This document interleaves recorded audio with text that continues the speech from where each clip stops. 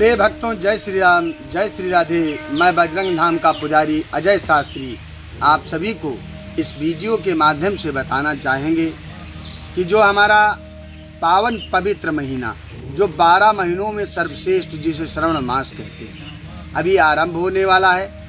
तो श्रवण मास में हमें किन किन चीज़ों को नहीं करना चाहिए, तो करना चाहिए तो हमारा लाभ हो और कोई हमारी हानि ना हो।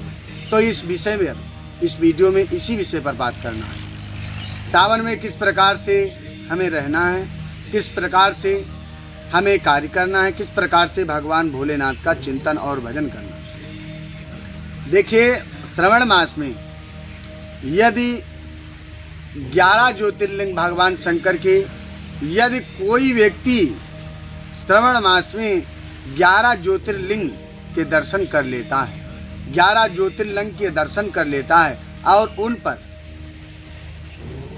जल चढ़ाता है, उनको अभिषेक करवाता है, तो अश्वमेघ यज्ञ के समान फल की प्राप्ति होती है। ऐसा मैंने शास्त्रों में पढ़ा, अश्वमेघ यज्ञ के समान फल। खैर, 11 ज्योतिर्लिंग यदि हम नहीं कर पाते हैं, जो कि करना संभव नहीं 11 ज्योतिर्लिंग के दर्शन, तो एक भी यदि ज्योतिर्लिंग के दर्शन हम श्रवण मास में करते हैं, तब भी हम पुण्य के भागी बनते हैं, भगवान शिव की कृपा के पात्र बनते हैं। श्रवण मास आरंभ होने से पहले हमें छौर कर्म करवा लेना चाहिए, जैसे कि दाढ़ी बाल इत्यादि कटवा लेने चाहिए, क्योंकि श्रवण मास आरंभ होने पर हमें छौर कर्म नहीं करवाना चाहिए, दाढ़ी बाल नहीं कटवाने चाहिए।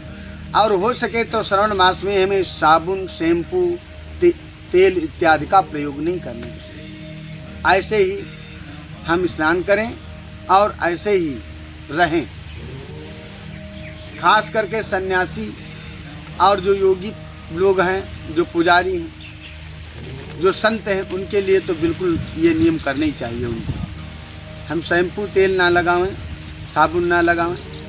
और हमें सावन महीने में यदि ब्रह्मचर्य का पालन करते हैं, चारपाई पर नहीं लेटते हैं, तख्त या जमीन पर लेटते हैं, तो ऐसा करने से हमें भगवान शंकर की कृपा की प्राप्ति होती है। और नित्य प्रति ज़्यादा नहीं, प्रतिदिन ज़्यादा नहीं तो 1100, और यदि 1100 मंत्र नहीं तो 108 मंत्र ओम नमः शिवाय मंत्र का 108 बार प्रतिदिन जाप करें। शिवलिंग कहीं आपके मंदिर में हो, आपके पास कोई मंदिर हो जहाँ शिवलिंग की स्थापना हो, वहाँ पर जाएं। भगवान शिव को 11 बेलपत्र, 11 कनेर के पुष्प, चमेली के पुष्प, भगवान शिव को जल से अभिषेक कराने के बाद पीला चंदन लगावें। पीला चंदन लगाने के बाद 11 बेलपत्र, चावल, 11 कनेर के पुष्प इत्यादि चढ़ावें और पंचमेवा से भोग लगावें। धूप बत्ती जलावें। उसी जगह पर बैठकर शिव चालीसा का पाठ करें। शिव चालीसा का पाठ करने के बाद भगवान शंकर की आरती करें। ओम नमः शिवाय मंत्र का इस मंत्र का 108 बार प्रतिदिन जाप करें।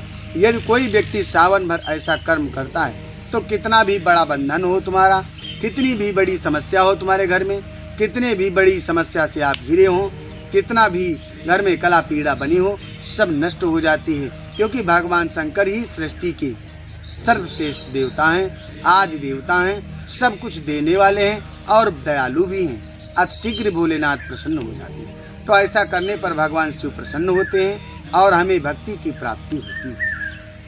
तो इसलिए इस कर्म को जरूर करें, और इस कर्म को करने के लिए कोई भी ज़्यादा समय भी नहीं लगता है। सुबह सुबह इस कर्म को करें, शाम में हो सके तो भगवान शिव के पास घी का दीपक जलाएं, शिवलिंग के पास घी से दीपक जलाएं। सावन मास में इतना करके देखें, लाभ जरूर होगा। जय श्री राम, जय शिव शंकर।